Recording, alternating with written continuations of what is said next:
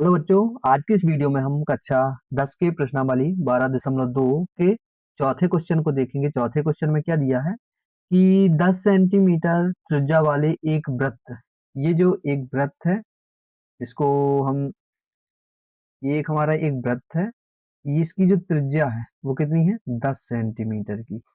यहाँ से यहाँ तक की कितनी त्रिज्या है, ये 10 10 सेंटीमीटर की त्रिज्या है।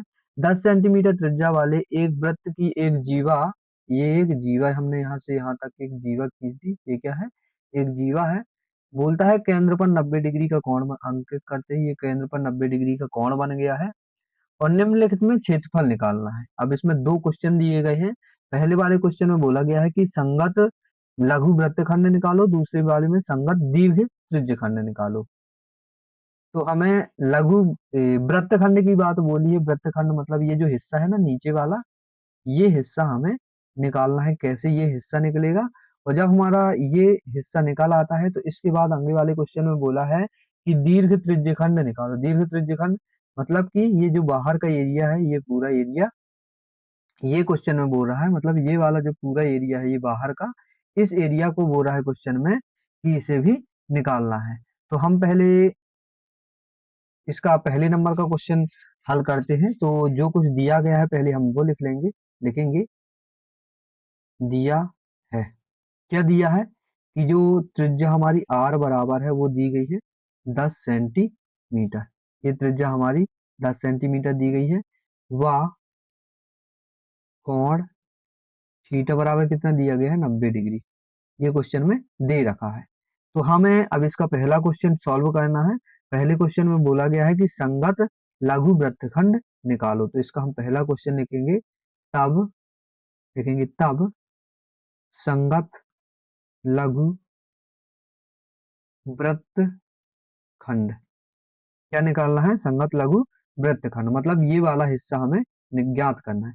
तो ये वाला हम हिस्सा कैसे निकालेंगे, देखेंगे। ये जो हमारा ये पूरा हिस्सा है, ये यहाँ से लेके यहाँ तक, ये एक पूरा जो हिस्सा है ये एक त्रिज्यखंड है, और ये जो ऊपर का हिस्सा है ये एक त्रिभुज है। तो हम त्रिज्यखंड के क्षेत्रफल में यदि त्रिभुज के क्षेत्रफल को घटा दें तो हमें ये एरिया पूरा जो हमने ब्लैंक किया है सफेद से पूरे से, ये हमें मिल जाएगा। तो हम कैसे निकालेंगे, लिखेंगे त्रिज्यखंड का क्षेत्रफल, त्रिज्यखंड का क्षेत्रफल जो भी होता है उसमें हम त्रिभुज के क्षेत्रफल को घटा देंगे। अब त्रिज्यखंड का क्षेत्रफल क्या होता है, त्रिज्यखंड का जो क्षेत्रफल हमारा होता है थीटा बटे 360 गुणे पाई आर स्क्वायर, ये होता है। और जो हमारे त्रिभुज का क्षेत्रफल होता है वृत्त के अंदर जो भी त्रिभुज बनता है वो होता है 1/2 आर स्क्वायर साइन थीटा। क्या होता है, 1/2 आर स्क्वायर साइन थीटा। तो अब हम यहाँ पे मान रख देंगे। क्या रख देंगे, यहाँ से हमें पहले कुछ कॉमन निकल रहा है। क्या कॉमन निकल रहा है, तो कॉमन निकाल लेंगे। देखेंगे आर स्क्वायर यहाँ पे है, आर स्क्वायर यहाँ पे है, तो हमें आर स्क्वायर कॉमन निकाल लेना है। अब क्या बचा, यहाँ बचा थीटा बटे 360 और पाई बचा। यहाँ पे क्या बचा, 1/2, और आर स्क्वायर तो बाहर निकल गया है, केवल साइन थीटा ये बचा। अब हम यहाँ पे आर का मान और थीटा का मान और पाई का मान क्रमशः रख देंगे और इसे हल कर देंगे। तो लिखेंगे जो क्वेश्चन में दिया आर स्क्वायर, हमने क्या लिखा है यहाँ पे, आर स्क्वायर। आर स्क्वायर का मान क्या दिया गया है, आर स्क्वायर का मान हमने निकाला है, क्वेश्चन में दे रखा है 10। तो लिखेंगे 10 का वर्ग, और फिर थीटा बटे 360 लिखा है, थीटा का मान है 90/360 गुणे, हमें यहाँ पे लिखा है पाई, और पाई का मान रखना है 22/7, ये रख दिया, माइनस यहाँ पे क्या दे रखा है 1/2 साइन थीटा। तो लिखेंगे 1/2 साइन थीटा का मान है 90। तो साइन 90 हमने ये मान रख दिया। अब साइन 90 का मान कितना होता है, साइन 90 का मान होता है 1। तो इसे हल कर देंगे, 10 का वर्ग करेंगे तो 10 धाम 100 हो जाएगा। इसे काट देंगे, 0 से 0, 9 चौको 36। तो क्या हमें मिला यहाँ पे, इसे और काट देंगे, 2 दूनी 4 और 11 दूनी 22। ऊपर मिला हमें 11 और नीचे 2 सत्ते 14 मिल गया, माइनस 1/2, और साइन 90 का मान होता है, कितना होता है साइन 90 का 1, तो गुणा हम इसमें 1 कर देंगे। अब हमारा 100 वही रहेगा, 11/4 14 हमारा वही रहेगा, और 1 में 1 का गुणा करेंगे तो 1/2 ही मिल जाएगा। 100 वही रहेगा, यहाँ पे हमारा एक भिन्न रूप बन गया, भिन्न ले लेंगे। 14 और 2 का लासा हमारा 14 आएगा। 14 एकम 14, तो ये 11 माइनस 2 सत्ते 14, यहाँ पे 7 आ जाएगा। तो 100 वही रहेगा, 11 में 7 जाएंगे, कितना आ जाएगा? 4 आ जाएगा। 4/14, इसे काट देंगे, 2 दूनी 4, 2 सत्ते 14। तो 100 में हम 2 का गुणा कर देंगे, तो 100 दूनी कितना होता है? 200 होता है, और बटे 700। 7 में हम 200 का भाग कर देंगे, तो ये जो हमारा आएगा आंसर कितना आ जाएगा? 28.5। कितना आएगा? 28.5।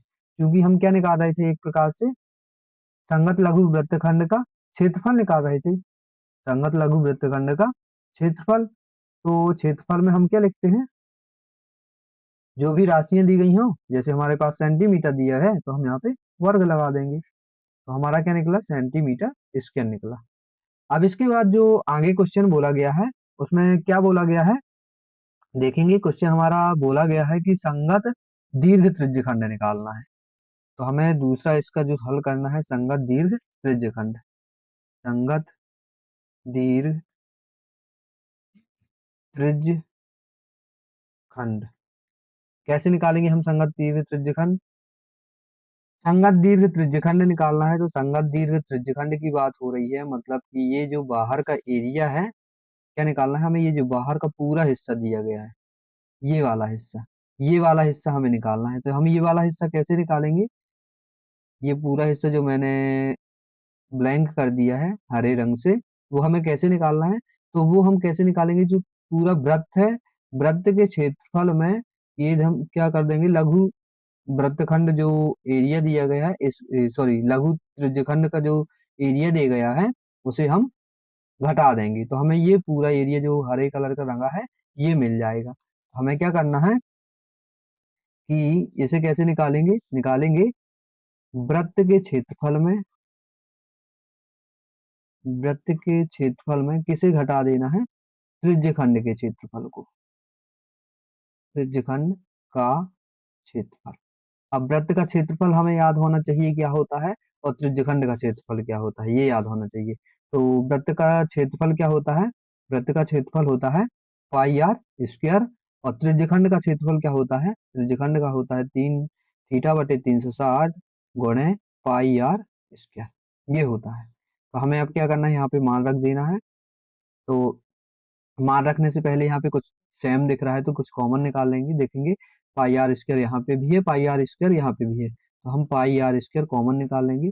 जब पाई आर स्क्वायर इस पक्ष से निकल गया तो यहाँ पे बचा केवल एक, यहाँ से जब पाई आर स्क्वायर निकल गया, हम यहाँ पे क्या बचा? थीटा/360। अब यहाँ पे हम मान रख देंगे, पाई का मान कितना होता है वो रख देंगे, पाई का मान होता है 22/7, और आर का मान क्वेश्चन में दिया है 10, तो 10 गुणे 10 क्यों किया?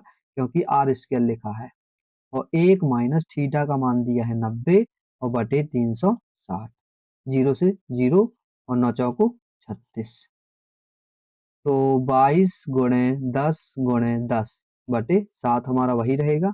यहाँ 1 - 1/4 आएगा, यहाँ पे 1 लेके बटे में हम यहाँ पे भिन्न ले लेंगे, तो 22 का जब हम 10 से गुणा करेंगे तो कितना आ जाएगा? 220, 220 का हम 10 से गुणा करेंगे तो कितना आ जाएगा? ये हमारा 2200 आ जाएगा। कितना आ जाएगा? 2200, और बटे 7 वही रहेगा।